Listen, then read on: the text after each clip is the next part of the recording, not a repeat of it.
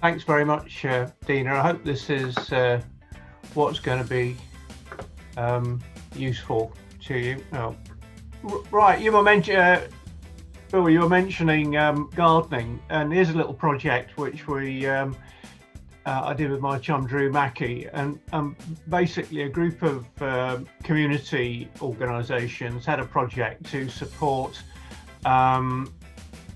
urban wild places on housing estates around and other places around Islington.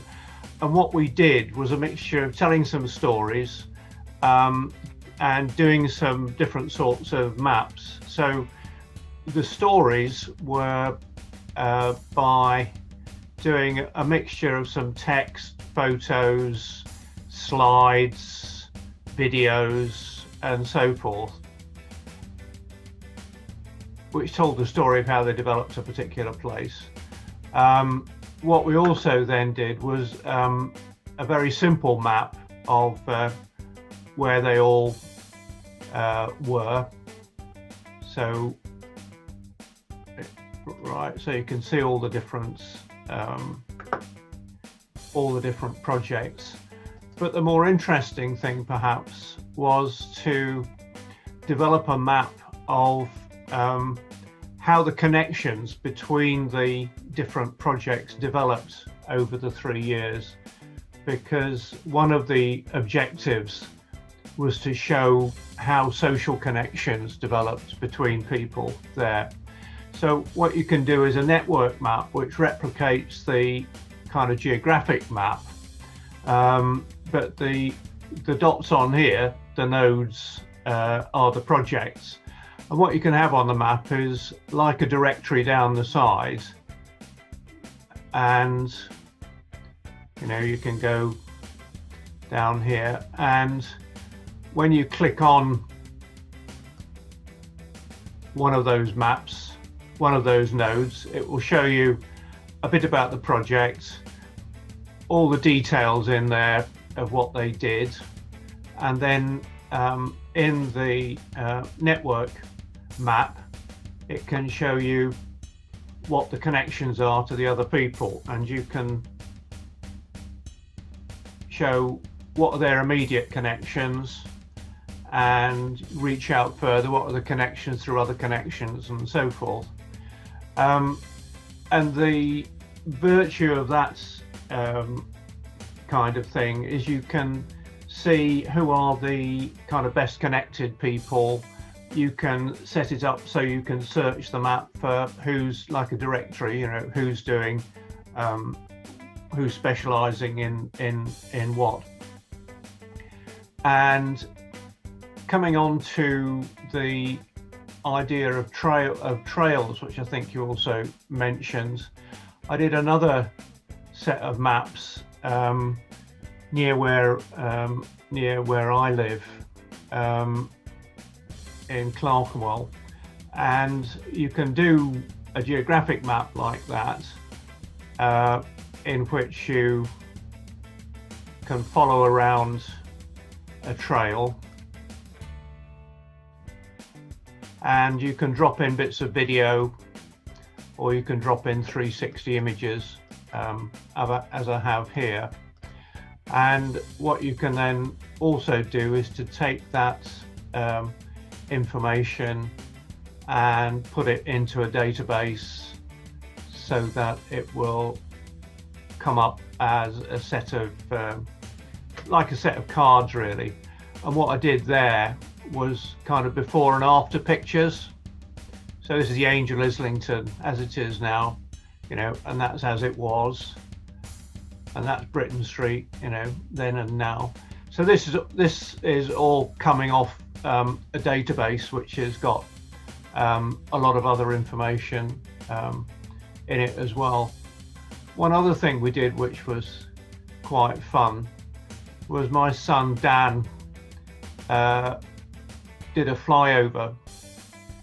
So you can go into Google Earth and then zoom down, pause for a bit, do a pop-up,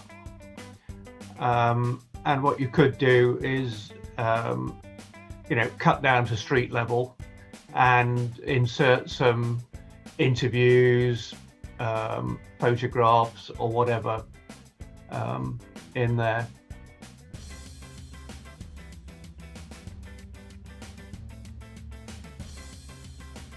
What Drew and I have done is to help people think about their community. We invented a fictitious community called Slipham, and here's all the resources that we've used for workshops. And there's two angles on this. One, I'll jump back to that. What we did was invent a lot of different characters that are in Slipham. A little cartoon that Drew did, a little bit of chat about them, which people can fill out a little bit more. A lot of examples of different organisations there, and from that we created a network map. Yeah. So there's the Brayback, community choir, and just like the other map that I showed you. Yeah. So what you can do is run a workshop in which you say, you could take your for real place, obviously Colville, Whitwick, or whatever, but it's quite fun to take it into a fictitious place, because that gets people out of their difficulty with real places, that everybody can easily spend their time arguing about who's right and who's wrong about their perceptions of it. Yeah. So if you take it into a fictitious place and say it's a bit like our place, here's some characters, here's some organisations, here's a network, and so on. Then either, what's the things we want to achieve? What's the kind of activities that you might want to get into? And you can give people a set of cards with different, activities here. Prioritise your activities. You can then think about what's the kind of methods that you might use to support those activities. And you can start coming up with a little shared project plan. But also, as Dina was saying, you can start with individuals. So invent an individual. What is their particular interest? What do they want to achieve? And then you can look at, well, what can we offer them? And you can tell the story of how far they're going to be satisfied, what they might contribute, or whatever. I mean, the jargon for that with the tech people is they call it,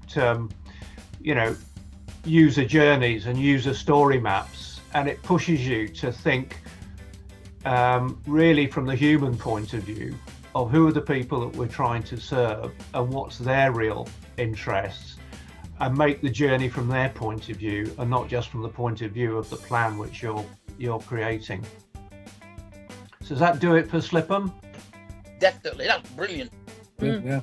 And what we're working on, I mean, we've done, and I can send you all the links for this, but we've done quite a lot of workshops like this, obviously face to face. What we're working on at the moment is how you do that online with a mixture of a Zoom call like this and whiteboards where you can put up sticky notes and so forth. So all these kind of cards you could turn into sticky notes and hopefully have an online session, partly all together like this, but break out into different rooms. So you could break out into a room and say, well, here's your character. What's a bit of their history, what are they interested in at the moment, and so forth. Then bring that back into the workshop.